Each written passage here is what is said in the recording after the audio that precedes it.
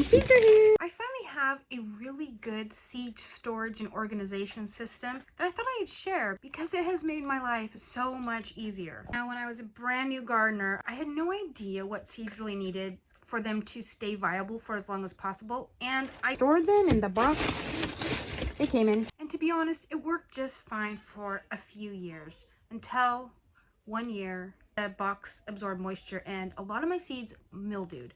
So I learned a lesson. You can't store them in a cardboard box.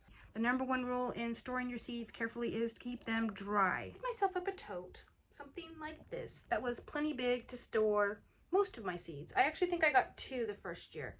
Worked fine. I would just toss the seed packets inside this storage container and we're good to go. The problem was it was time consuming to shuffle through all of the seeds to look for the exact pack that I needed when I wanted to go plant them. So I was wasting a lot of time. So I began to place all my seed packets in Ziploc bags like these. Kale seeds would be in one pack, celery seeds in another pack. So I'd keep like plants together, put the packs inside these Ziploc bags. So at least I could tell what I was pulling out when I was pulling it out. I had one tote with Ziploc bags that would be planted when the soil warms up to at least 60 degrees, my warm weather crops. I had another container with Ziploc bags for all the plants that could handle a little bit cooler temperatures like cabbage and broccoli and such. So 2 bins, 2 different types of plants based on season that they'll be planted. This actually worked really well for me for many years, but I wanted to get even more organized because I was still rummaging for seeds. In the cool bin, I knew that no matter what time of year it was, I could find the cabbage seeds, the broccoli seeds, the kale seeds. I knew in the warm weather one, I could find the corn, the green beans, the squash. I was still rummaging through the Ziploc bags, trying to find what I wanted. So this system led me to the system that I use now, which saves me a ton of time. Let me show you what I'm talking about. Now in the system I currently use, I have 4 bins. I have 1 for each quarter. So quarter 1 and quarter 2 have the bulk of the seeds. And then I do move some of them into quarter 3 and quarter 4 as the year goes on, if I want to plant anything in midsummer or winter. Open this up. I have 2 bags labeled January.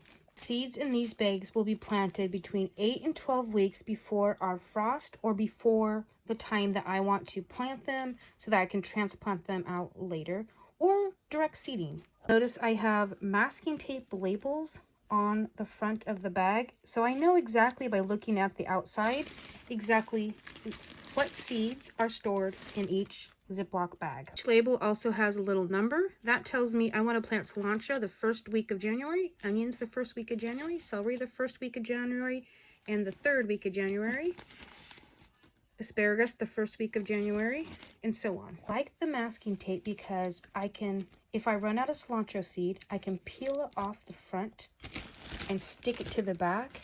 And that's my note to me, I need to get more. Let me show you in this bin. I know one of these has, okay, this one. If I look at my June bin, if I turn the back, it says corn and zucchini. I ran out of both of these seeds, so I needed to get them ordered. I already have because I checked all the bags the 1st of January just so I could get my seed order in based on what was already missing.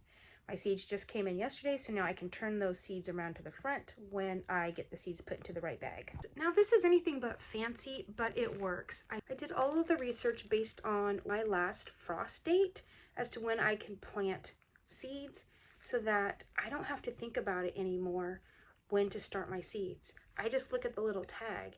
Like in January, I know that on the 3rd week of January, I want to start some cabbage, also some celery. Just to actually go through and figure that stuff out every single year. How ridiculous is that? Now I just look on my little tag and I know. It's fantastic. A trendy thing for storing seeds right now are the photo storage containers that you can get at Michael's or Amazon or whatever.